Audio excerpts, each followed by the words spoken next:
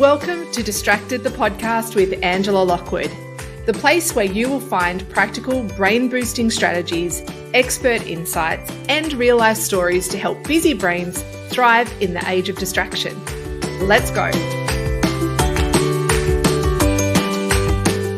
Welcome to Distracted. I'm Angela Lockwood, and today I want to share with you a new book that I've been reading. And I don't know if you've listened to some of my podcasts before. For those of you that are new listeners, I love sharing knowledge that I have found, stories that I have read or listened to from people who are in the space of helping us use our time, our energy, and our attention better.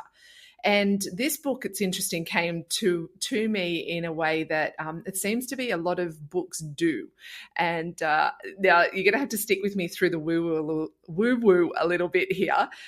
One of the things I find when I am on the lookout for books or I'm wanting to find information is books almost just appear to me.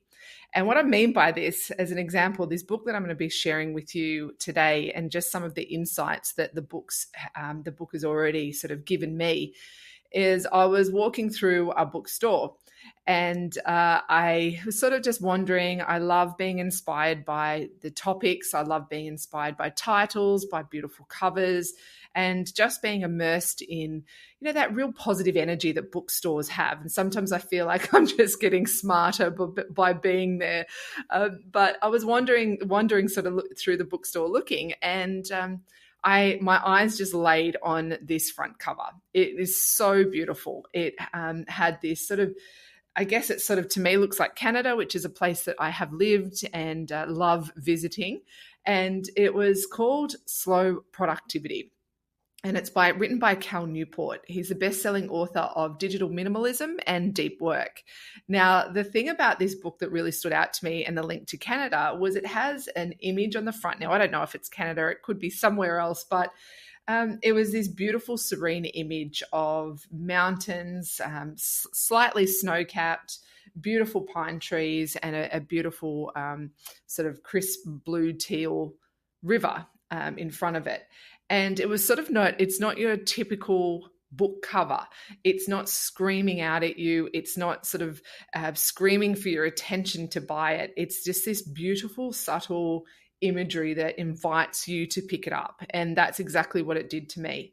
The colorings were blue, green, and has this, lovely white, which is all my colors, which obviously I was drawn to. But when I saw the title as well, being Slow Productivity, well, the book had me. Having written myself a book called Switch Off, a book called Switch Off and Find Calm, The Power of Conscious Choice, I am all in on any books that help me understand how we use our time, our energy, and our attention better. And the concept of slow productivity, oh my gosh, it was just, it was like time stood still. Love at first sight, I might even say. But the tagline to the book is The Lost Art of Accomplishment Without Burnout. And I want to discuss with you today and just share some of the aha moments I've already had. Now, at the time of the recording of this podcast, I actually haven't even finished the book yet. I'm pretty much well into it. I only bought it a couple of days ago. And it's one of those books where I don't want to put it down. And I'll share with you why. But back to how I found the book. Of course, I was walking through the bookstore and saw this beautiful cover of this beautiful, serene imagery with this captivating title. But like what happens to me very often is I looked at the book and I thought, oh my gosh, I have to have that. And it was like it jumped off the shelf and jumped into my hands. But when I looked around, it was really weird because there was no other book like it. There was not even a second copy of it on the shelf. There was no, reprint of it. And it was positioned in front of another book. And so it was really strange. It was like someone walked along the bookshelf and popped it on there just for me to see. Now, it could have just, of course, been a very random placement. But if you've followed my work, you know that I don't believe in just random things like this happening. So, of course, in my hand, it was bought and it was opened the first moment I could. So let's share with you, if I've got your intrigue here, around what is slow productivity. I'm not going to spoil the book because I really believe, and I get no kickbacks from this. I just want to share with you what basically the core of what this book is, because if you can grasp the core of what this book is about, I would really encourage you to go and buy it, and it'll go in further to how you can adopt slow productivity into your own life. So again, the book's called Slow Productivity by Cal Newport, The Lost Art of Accomplishment Without Burnout. And, of course, what I love too, just quietly, if you've ever heard me, there's a couple of endorsements there by Johan Hari, who wrote Stolen Focus, which is another book that I've spoken about before, which is definitely a great read. But let's have a look. I don't know about you, but it always feels like time is going fast, going way too fast. And I'm reminded of this many times myself when I look at my kids, and I've got teenage kids, and I look at them and I think time as a family in the way that they're kids and adults is running out. And I do have people say, no, don't look at it like that, because it's, they're always going to be around. But in my mind, I know it's different. My son he'll get his P's this year, his provisional license, which means he won't need me to ferry him to all the different trainings and all the different outings and the parties and the things that he goes to. He won't need me to do that anymore. And I don't know if for those of you that are parents that are listening, it's those moments in the car with kids that I absolutely cherish, and you might too. They're the times where you're sort of locked in the car and you've got their undivided attention when they don't have their headphones in listening to music. But you have these beautiful conversations, particularly with my son, because other than that, it's always about busyness of life, of taking them here, there, and everywhere. And for my daughter, I've got a few years left of her with doing that, but I can see through them moving through their teenage life that my time with them is limited in the way of mother and children. And it'll change and it will develop and it will evolve, which as it has their entire life. But even I look towards my relationship with my parents, they're aging, and time for me is always a reminder every time I see them that we don't actually go on forever, and I know that we know this logically, but intuitively, I don't know if we quite grasp that time won't wait for us. That time just keeps going, whether we like it or not. And without getting too sad about all this, because it's also, we have the gift of time as well, that we have the ability to choose and use time as we want and we need. But what I'm reminded of time and time again in working with so many different people who are all trying to find time, energy, and better focus in their lives, is that this struggle with time is a constancy. It's something that is a frequent frustration or cause of concern for people, in that how do we use our time better?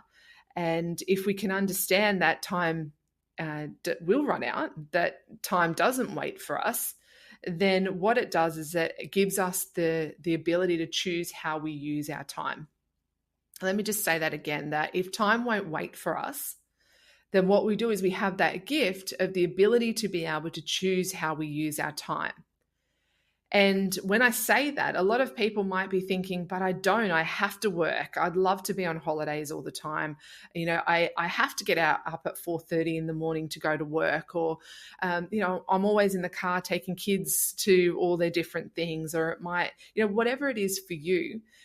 All of those things are there. Yes, of course, you can't just choose to pack in work and not work and live an abundant life that you might choose for yourself and take families on overseas holidays and do all these wonderful things by not working. So there are things that, yes, you do have to do in your life to be able to live it how you choose.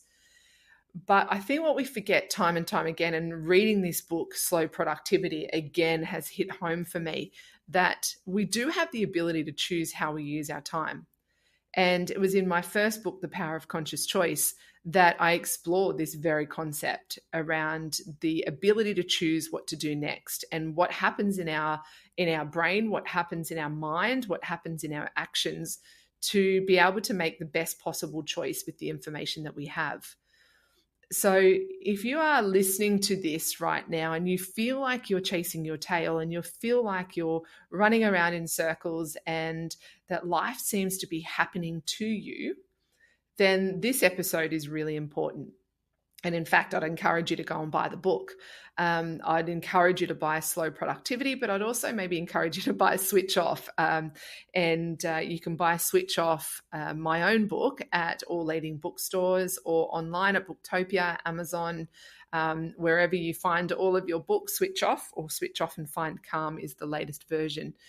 And what I do is I explore in that book as well is the concept of, in order to keep up, we actually need to slow down. And what I love is I wrote that book back in 2017. And this book by Cal Newport was published in 2024. So it's a brand new book. And here I was talking about this in 2017, and I was inspired by Carl Hanor's book. He's an amazing journalist and writer, Under Pressure. And he has written books as well around and he actually endorsed my book, which I was very, very excited and humbled by. But Carl spoke about 10 years prior to me writing Switch Off around, if we don't choose to slow down, then we're not going to be able to keep up. We're going to find that we're looking for greater fulfillment in other things that we're not currently doing, and that this sort of constancy of running fast and trying to keep up and adding things to our to-do list and doing, what's going to happen is we're going to experience burnout. We're going to experience low levels of satisfaction. We're going to have poor mental health. We're going to feel anxious. We're going to feel all these things. And I see now this has all come to life. And it's not that we were predicting a future that was unknown. We've known this all along. We've known it because we've been talking about it for so long. But the challenge is we have technology around us, we have societal expectations around us, we have our own expectations around how do we create a meaningful life, and creating a meaningful life seems to have the attachment to doing. That in order to have a meaningful, fulfilled life, then you need to be always active. You need to be doing so many things. You need to be involved in 3 boards. You need to be the coach of your son's soccer team. You need to be, employed in this amazing role that allows you to travel around the world. You need to be doing, and it's this need to constantly be doing. And interestingly, I say all those in isolation, but sometimes people are doing all of those things at once. And we wonder why we're feeling so tired. We're wondering why we're feeling like our life is just an endless cycle of things to do. And sometimes it is. It can feel like that you wake up in the morning and the first thing you do is you pick up your phone and you invite the world into your life, into your working morning regime, your waking up regime in the morning with all the stresses of everybody else. But what we actually do is we have the ability to block that off. We have the ability to choose how we wake up in the morning. We have the ability to choose the health habits that we create over the course of the day. We also have the ability to choose how we wind down at night and have great sleep. And so there's all these choices that we have. But let's go back to Cal Newport's book, Slow Productivity. Okay, it's what I opened with. And what he says in his book, Slow Productivity, the definition of it is a philosophy for organizing knowledge, work efforts in a sustainable and meaningful manner based on the following 3 principles. Number 1 is do fewer things. Already love it. Number 2, work at a natural pace. And number 3, obsess over quality. So this is what he explains slow productivity is. So it's a philosophy for organizing knowledge work, efforts in a sustainable and meaningful manner. And it's based on those 3 things.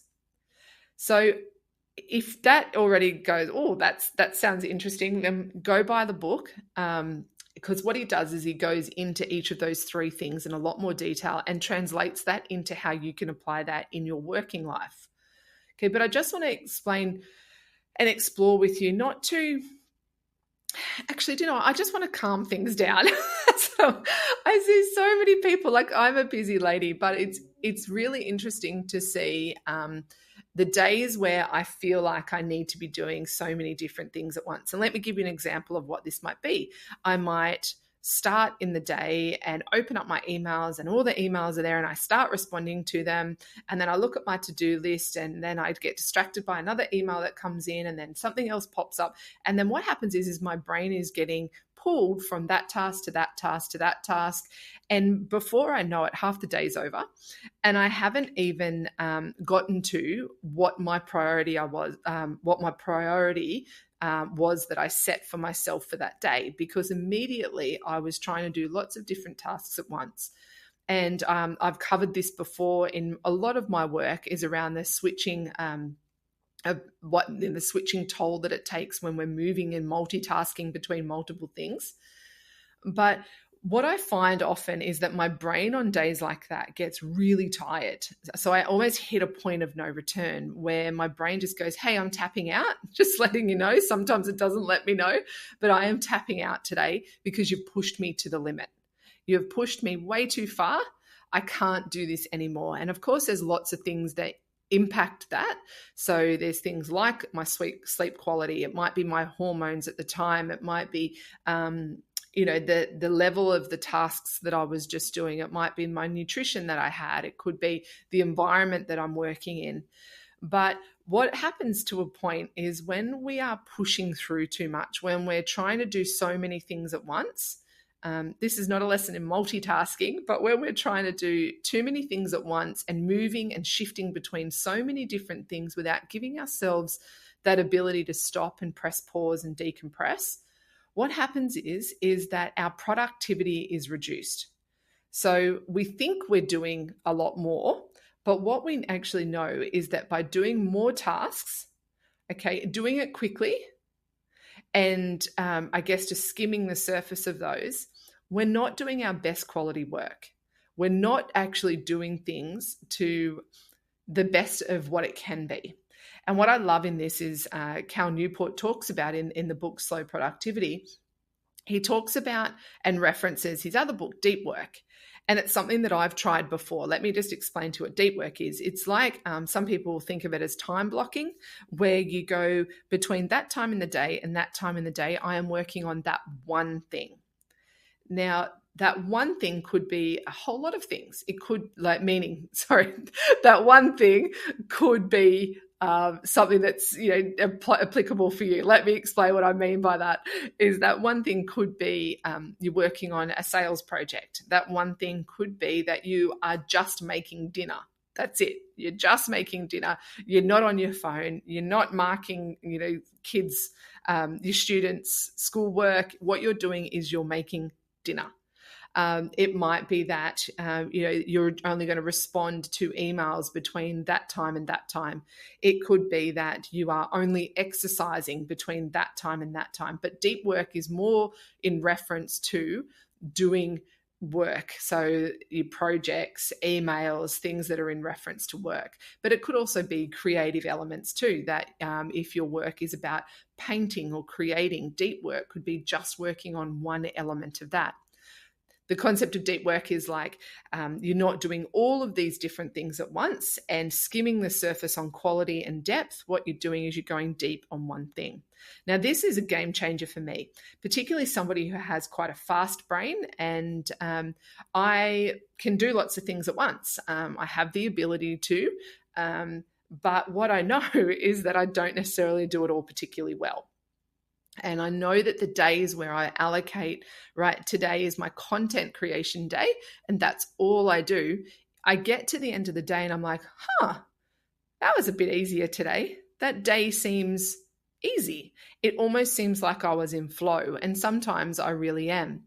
And what I also find, and as I mentioned earlier, that there's days when my brain, I feel, literally switches off, and not in a great way, not in the choosing switch off way. It's actually in the way my brain just goes, I'm tired, I'm done.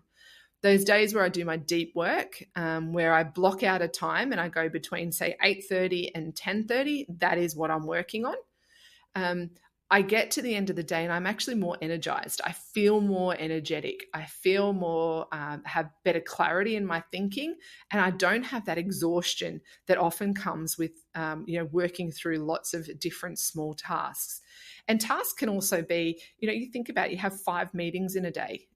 And then usually people have 1 hour meetings, and that's 5 hours of your day where you've been sitting, attending, and trying to think of everyone's different ideas and writing lists, tasks down. That's exhausting. And no wonder we get to the end of the day and we don't have the energy to be able to do the things that we really want to do. We come home tired, and we just don't do the stuff that we love. So what I love around the concept of slow productivity, okay, is first of all the encouragement for us just to slow down. And a lot of people think that this is a luxury. I hear it all the time. That's fine for you to say. You work for yourself. You don't have a boss that's telling you what to do. What I love about slow productivity is that it actually unpacks what that could look like for you, and that you do have a choice in no matter what work environment that you find yourself in. But this concept of slow, of course, I embrace it. I have talked about it for years. But this concept of slow, that running faster, doing more, adding more in to an already full plate, will only result in tipping you over the edge. Okay?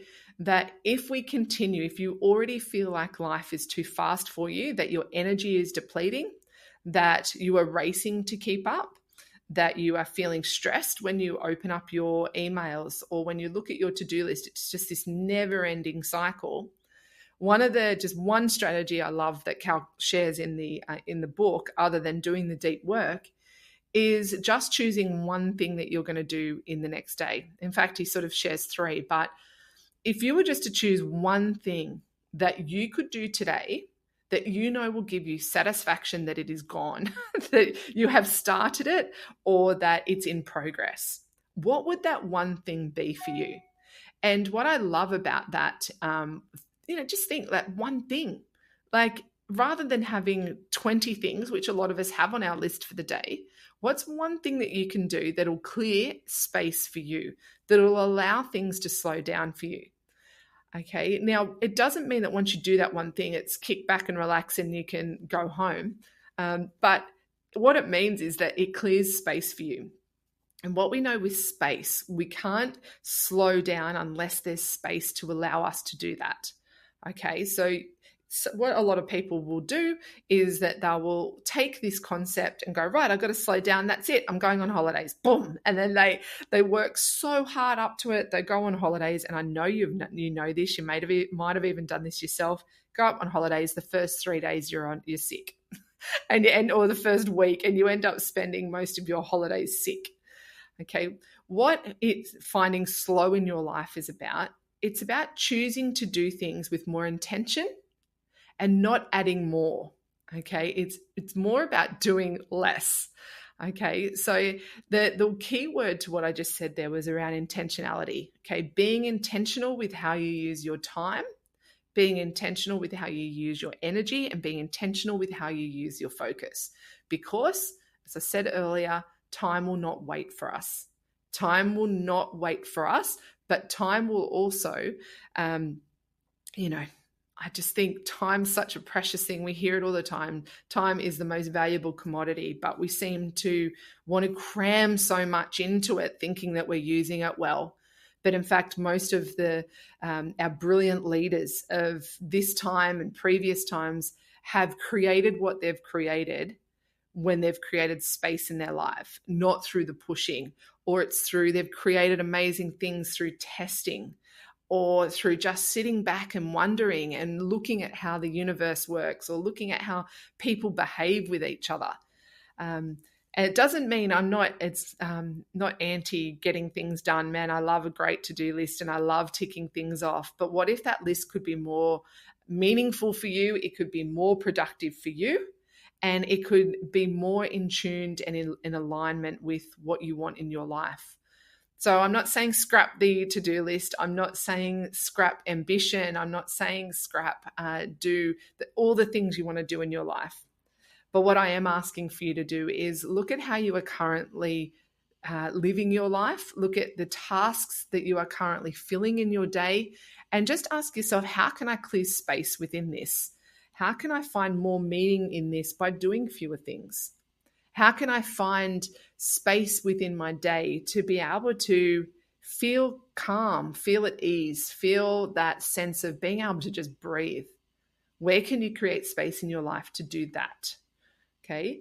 And where in my life can I look and go, I don't want to do things just at skim level. I don't want to just do things and tick them off and move on, tick them off, move on. Man, I've fallen into that trap so many times in my life where I've achieved something. I remember even in the writing of The Power of Conscious Choice, huge achievement.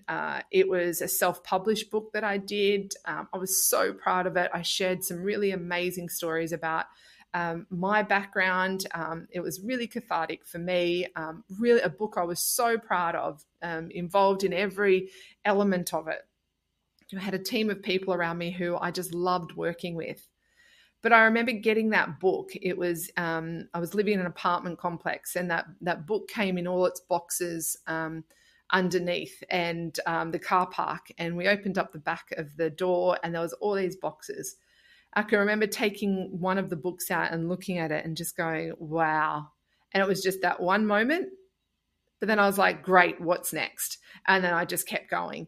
And so looking back at that, I go, I wonder if I allowed myself more time to enjoy the achievement of what writing that book was. Would it, I don't know, have been a different experience? Probably. And there's some patterns in my life where I have achieved things and I've just ticked it off and moved on. But it's not just the achievement I'm asking you to look at. It's also about the day-to-day tasks of going, how can I sit here and go, how can I go deeper on this? And how can I enjoy this experience? But how can I do my best work? How can I bring the best of myself to what I'm doing? And I can guarantee you it's not by speeding things up. It's not about doing more things, cramming more things on your plate. It's about doing things intentionally. It's about doing fewer things and also doing things in a way that brings you joy. So hopefully you've enjoyed my thoughts today around Cal Newport's new book, Slow Productivity, but also on how you can bring more slow into your life. And I'd see this episode today more of a reflection for you. I hope it brings up some things, some little aha moments for you to go, oh, yes, Ange, I'm hearing you. I am really hearing you. I need to create that space because I feel things are too fast. They're too constricted. And even listening to this, you may have even felt it in your body. You may have felt it in your chest. You may have felt a tightness in your head or in your belly. But if you did, it's okay. You now know there's plenty of information and resources out there. If you need support on this, please head on over to my website at angelalockwood.com.au and either book in a Zoom chat with me and see where we can start, or even a focus session, and we can get you started on creating more space and helping you find more slow in your life. But thanks so much for joining me, everyone, today. I wish you all the very best until next episode. I'm Angela Lockwood. Please share this with somebody who you feel really needs to hear this now, or that you just care so deeply about that you want them to find more space in their life so they can enjoy the things that they deserve. All right, everyone, take care. Until next time, thanks so much for joining me.